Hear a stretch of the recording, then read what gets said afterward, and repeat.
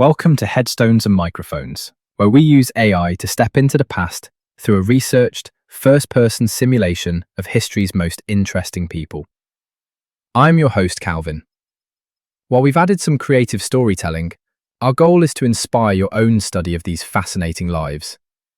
Now, let's meet our guest. I am beyond excited for today's guest. He's a true pioneer, a man who didn't just play the game, he changed the rules of who was allowed to lead it. Please welcome the legendary magician himself, Marlin Briscoe. Marlin, it is an absolute honor to have you on the show. Thank you, Calvin. It's a joy to be here. I've always said that if you have a story to tell, you should tell it with a smile. I'm happy to have one more chance to sit down and chat. That's the spirit. Now, for those who may somehow not know who you are you? Well, most folks know me as the first African American to start at quarterback in the modern era of professional football. They called me the magician because of the way I could move and make things happen on that field. I was a quarterback at heart, though I spent a good chunk of my career catching passes as an all-pro wide receiver and winning 2 Super Bowls with those legendary Miami Dolphins. A dual threat before it was cool. When and where were you born? I came into this world on September 10, 1945 in Oakland, California. And what was your given name at birth? My name has always been Marlin Oliver Briscoe. Is there a story behind your birth name? Nothing too fancy. I was named after my father, Marlin Briscoe Sr. Carrying that name meant something to me. It was a connection to my roots even after my parents separated and I moved east. Speaking of moving, what was your hometown like growing up? After we left Oakland when I was about 4 or 5, we landed in Omaha, Nebraska, South Omaha specifically. It was a hard-working, gritty place. It was racially divided back then, and you felt that, but it was also a place where you learned the value of a day's work. The smell of the packing houses, the stockyards, that's the scent of my childhood. I can almost smell it from here. What was your family life like? It was mostly me, my mother Geneva, and my younger sister Beverly. My parents divorced when I was young, so my mom was the rock. She worked hard to keep us going. And I can't forget my uncle, Bob Rose. He was a school teacher and he really stepped in to show me the ropes when I was a kid. Family is everything. What kind of kid were you? I'll be honest, I was a bit of a target for bullies early on. I wasn't the biggest kid on the block, but I was determined. Once I found sports, that shyness melted away and I became the kid who was always carrying a ball of some kind. What were your biggest fears growing up? Probably that I'd be stuck in those packing houses forever. I saw how hard that life was. I feared not having a way out, not being able to prove that I was capable of more than just manual labor because of the color of my skin. That's a heavy weight for a kid. What did you dream of becoming? I wanted to be like Johnny Unitas. I dreamed of being a quarterback. I didn't care that I didn't see anyone who looked like me doing it at the highest level. I just knew I could throw that ball better than anyone. What were some of your favorite activities in school? Anything with a scoreboard. I was a star in basketball and football at Omaha South High. I loved the strategy of it. In the classroom, I was focused on getting that education. I knew it was my ticket to a better life. What was your first job? Working in those South Omaha stockyards, I was slaughtering and packing animal meat. It was grueling. It made you reek of the factory, but it paid $200 a week. That was big money back then, but it also made me realize I had to get my degree. I didn't want that to be my forever. Was there a moment where you realized you were different from everyone else? It was usually off the field. I remember after leading my high school team to a huge win over the top-ranked team in the state, I went to a bowling alley to get a sandwich with a white teammate. The man behind the counter refused to serve me. He put my sandwich in a sack and made me eat it outside. That's when you realize that no matter how many touchdowns you score, some people only see one thing. That's a powerful lesson to learn so young. What's a decision that changed everything for you, but felt small at the time? Taking that magic box from my Uncle Bob. He brought over a box filled with boxing gloves, bats, and balls during his lunch break one day. It seemed like just a kind gesture, but that box gave me the tools to find my confidence. It literally changed the trajectory of my life. What was your biggest break? September 29th, 1968. I was a rookie for the Denver Broncos, and they had me listed as a defensive back.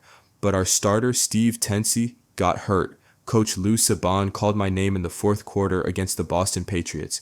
My first play was a 22-yard completion. That drive ended in a touchdown, and suddenly the world realized a black man could lead an AFL team. The magician in action. What were your biggest struggles before success? Just getting the chance. When I got to Denver, I had to fight for a trial at quarterback. I even told them I'd go home if they didn't at least let me try out.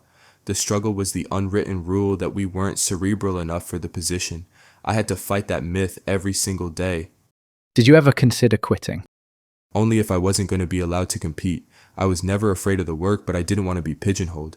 When Denver traded me and I had to switch to receiver to stay in the league, that was a tough pill to swallow, but I wasn't ready to give up on my dream of playing pro ball.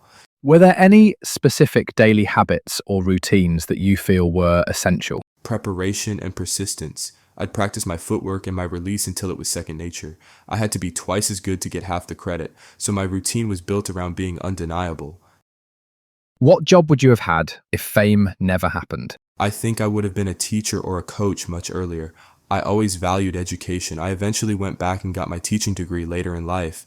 What was your life like before fame? It was simple. It was the University of Omaha, playing for the Mavericks, setting 22 school records, and just being a local hero in Nebraska. I was a big fish in a small pond, just happy to be playing the game I loved.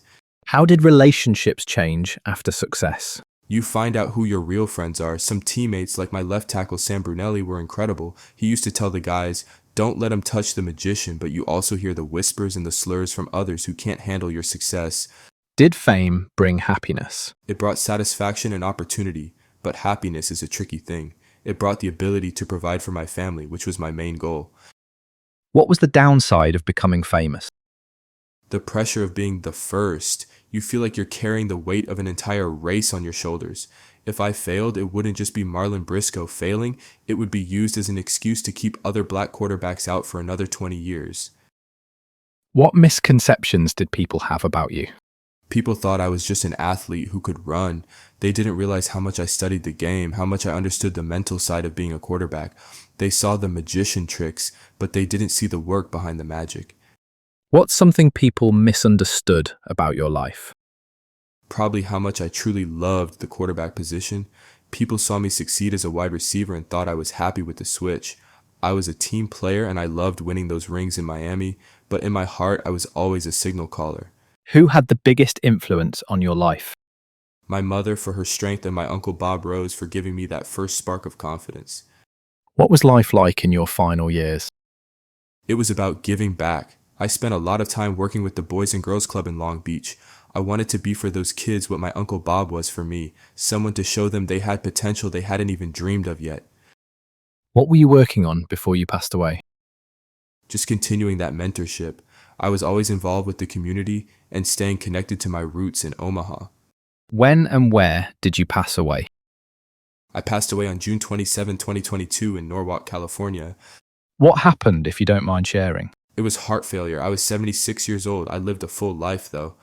You certainly did. What's a random fact about you most people have never heard?